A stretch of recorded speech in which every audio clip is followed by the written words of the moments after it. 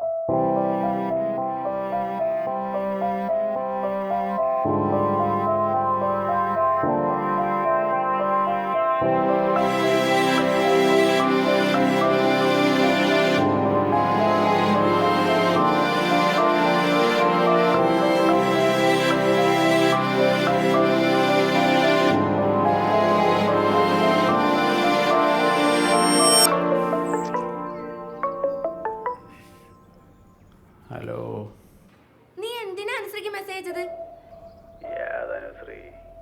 Plus two വെച്ച് നിന്നോട് മുടിഞ്ഞ ക്രഷ് ഉണ്ടായിരുന്ന അവക്ക് മെസ്സേജ് അയക്കുന്നതേ ഞാൻ കണ്ടുള്ളൂ. ബാക്കി കണ്ണതിന് മുന്നേ ഞാൻ ഞെട്ടണീറ്റു. സാരമില്ല, സ്വപ്നമല്ലേ. എനിക്കത് ചെറിയ കാര്യമല്ല. ഞാനിപ്പോ എന്താ വേണ്ടേ? ഇനി നാളെ അവൾക്ക് മെസ്സേജ് അയക്കില്ലെന്ന് ആര് കണ്ടു? അതുകൊണ്ട് നമുക്ക് പിരിയുന്നതാ നല്ലത്. നമുക്ക് ബ്രേക്കപ്പ് ആവാം. എന്ത് കഷ്ടാണ്.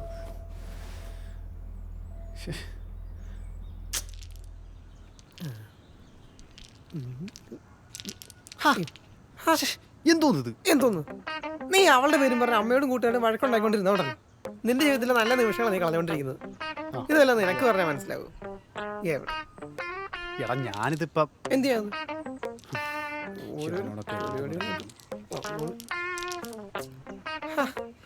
എന്തുവാടേ നീ ഇനി അവളുടെ പുറകെ പോയാ നീയായിട്ടുള്ള ഫ്രണ്ട്ഷിപ്പ് ഞാൻ ബ്രേക്കപ്പ് നോക്കിയോ.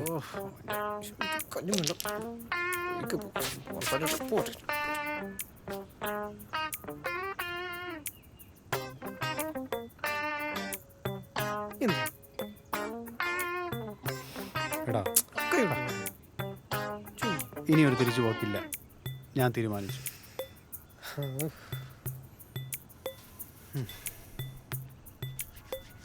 പക്ഷേ വെറുതെ അങ്ങനെ ഒരു പോക്ക് പോയാൽ അവൾ എന്തായാലും തിരിച്ചു വരും.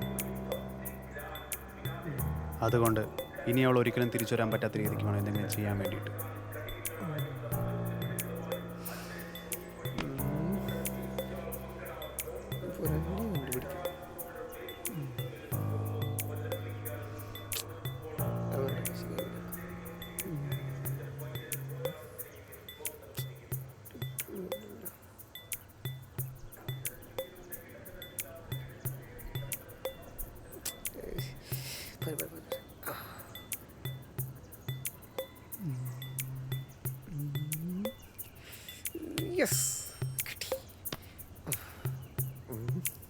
ശരിയാക്കാം. ഒരു പരിപാടി ഉണ്ട്. എന്താ? എടാ അവളൊരു സ്വപ്നം കണ്ടില്ലേ? അത് പകുതിയല്ലേ കാണാൻ പറ്റുള്ളൂ. അതെ, നമുക്കതങ്ങ് പൂരിപ്പിച്ചാലോ? നീ എന്താ ഉദ്ദേശിക്കുന്നത്? ഇങ്ങനൊരു മണ്ടൻ നീ അനുശ്രീക്ക് മെസ്സേജ് അയച്ചില്ലേ? അതവള് സ്വപ്നം കണ്ടതല്ലേ പറഞ്ഞത്? എടാ അതിന് ഞാൻ മെസ്സേജ് അയച്ചിട്ടില്ലല്ലോ. എടാ അതിനുശേഷം എന്താ നടന്നതെന്ന് നിനക്കല്ലേ അറിയത്തുള്ളൂ. അപ്പൊ സിമ്പിൾ അല്ലേ? നീ അവൾക്ക് കാണിച്ചു കൊടുത്താ പോരെ? കത്തിയ അതൊന്നും ശരിയാവില്ല.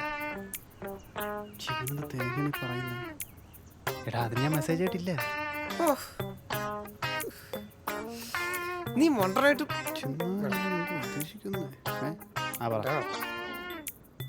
നമ്മള് ഇന്ന് അനുസരിക്ക് മെസ്സേജ് അതൊന്നും ശരിയാവില്ല. പറയുന്ന അങ്ങോട്ട് കേട്ടാ മതി. ഇങ്ങോട്ടൊന്നും പറയാൻ നിൽക്കണ്ട. കുറെ നാളായി കോളമാക്കി ഞാൻ ശരിയാക്കി തരാം.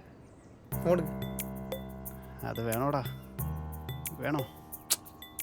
എടാ ഈ പറയുന്ന അനുസരിക്ക് നിന്നോട് താല്പര്യം ഉണ്ടായിരുന്ന കാര്യം എല്ലാവർക്കും നല്ലപോലെ അറിയാം. അവളാ മറ്റേ തന്നെ അർച്ചനയെക്കാരും എന്തുകൊണ്ടും വളരെ നല്ല കുട്ടിയാണ്. അത് നിനക്കിതുവരെ മനസ്സിലായിട്ടില്ല. എന്നാലും അന്ന് ശരിയല്ലടാ. എന്ത് ശരിയല്ലാന്ന്? നീ മെസ്സേജ് അയക്ക്. ദൈവമേ. എടാ നീ മെസ്സേജ് അയക്കി, കാരണം നിന്റെ കാര്യം പറഞ്ഞാൽ അവൾക്ക് ഇപ്പൊ പിടി കിട്ടും.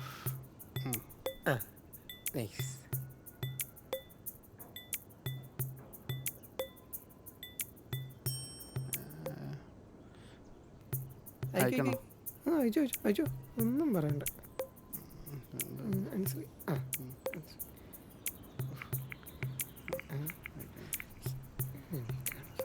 നീ വല്ലതും കഴിച്ചായിരുന്നോ? നീ വല്ലതും കാണിക്കുവോ? വേണ്ട വേണ്ട വേണ്ട, ഞാൻ ചെയ്യാം. ഞാൻ അയക്കാം. വേണ്ട, ഞാൻ തന്നെ അയച്ചോളാം. നോക്കി.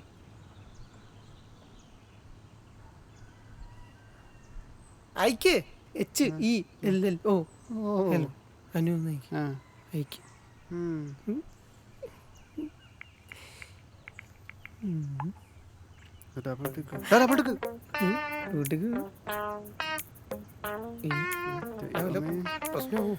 നീ പറഞ്ഞിട്ടില്ലല്ലോ ഞാൻ ചെയ്ത്.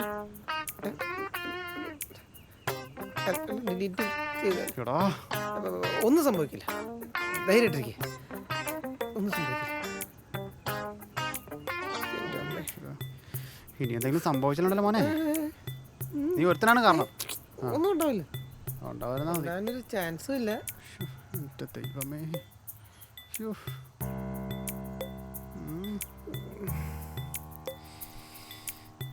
അത് നീ എന്തിനാ ടെൻഷൻ അടിക്കണം? നിനക്ക് ടെൻഷൻ ഇല്ലല്ലോ. അതിന്റെ മൊത്തം കാണാനുണ്ട്.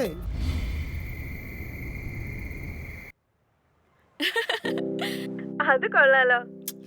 നിങ്ങൾക്ക് എത്ര വയസ്സായി? നാണമില്ലേ വെറുതെ? ചിലപ്പോ അവക്ക് വേറെ എന്തെങ്കിലും പ്രശ്നം ഉണ്ടാവും, അതാ. നീ നിന്റെ ഭാഗത്ത് മാത്രം നിന്ന് ചിന്തിക്കല്ലേ. അങ്ങനെയൊന്നും അല്ല, ഞാൻ പഴയ പോലെ നിൽക്കണമെന്നാണോ നീ പറഞ്ഞു വരുന്നത്? പക്ഷേ നിങ്ങളിങ്ങനെ തുടർന്ന രണ്ടുപേരുടെയും സമയം വെറുതെ വേസ്റ്റ് ആയി പോകത്തേ ഉള്ളൂ. അതുകൊണ്ട് നിങ്ങൾ ഇതിനെ കുറിച്ചൊന്ന് സംസാരിക്കേ.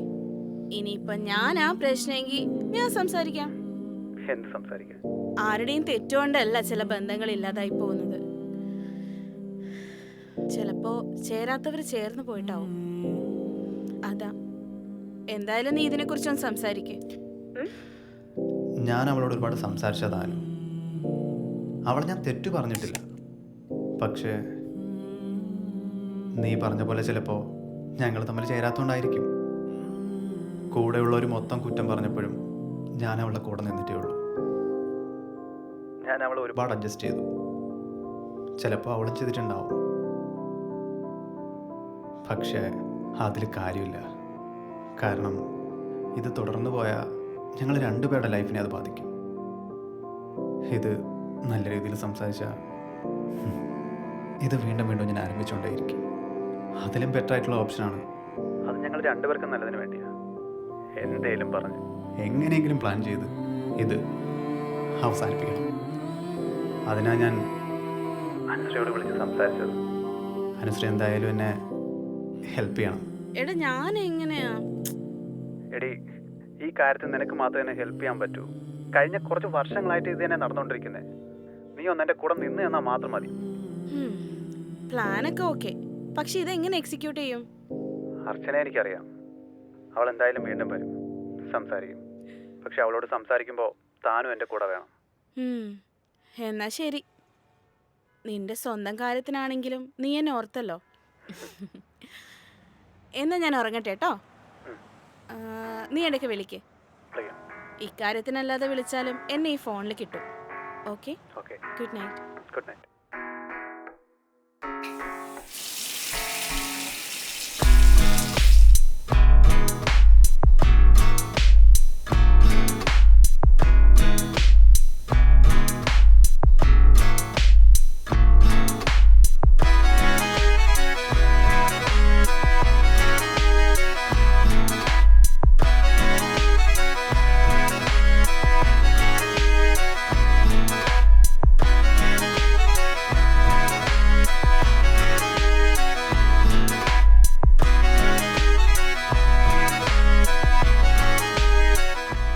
ഒരു മിനിറ്റ്, എനിക്കൊരു കോൾ വരുന്നുണ്ട്.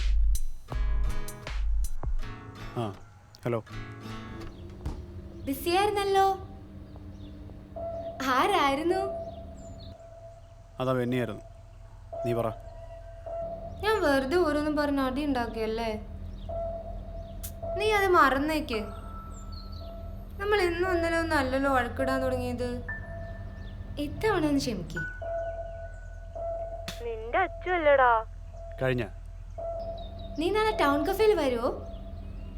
നിന്റെ പിണക്കൊക്കെ ഞാൻ കോമ്പൻസേറ്റ് ചെയ്യാം. നീ വന്നാ മതി, ബാക്കിയൊക്കെ ഞാൻ ശരിയാക്കിക്കോളാം. ആ ശരി. ആ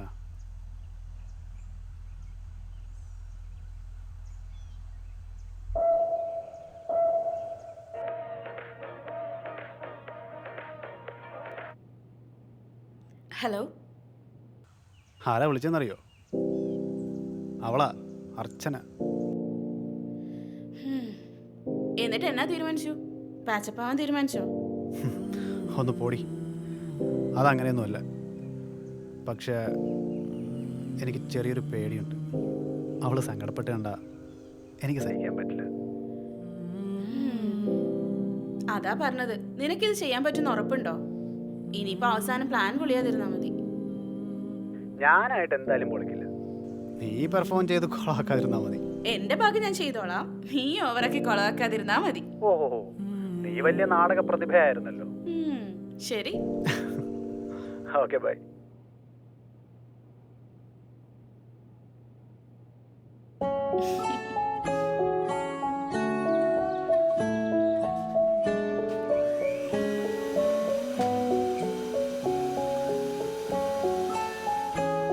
ഹായ് അജയ്.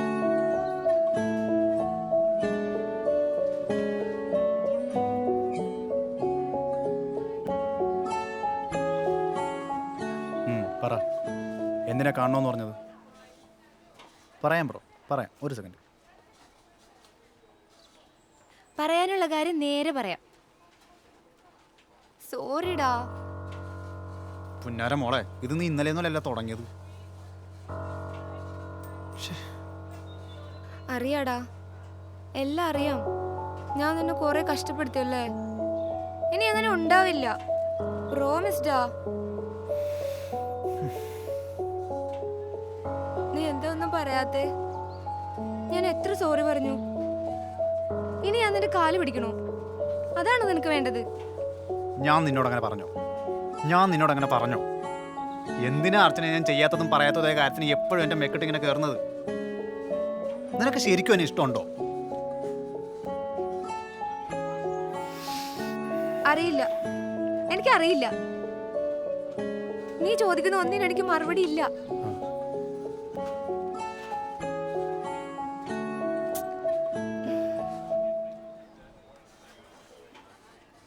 അവളെന്താ ഇവിടെ? മൈൻഡ് ചെയ്യണ്ട.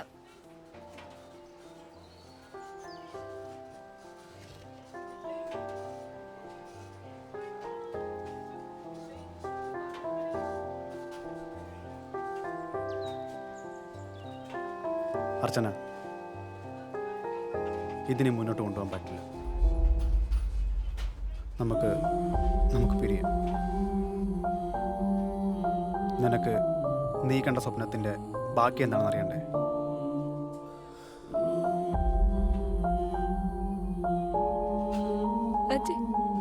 ഉത്തരമില്ലാത്ത ചോദ്യത്തിന് പിറകെ ഇനി പോകണ്ട അർച്ചന.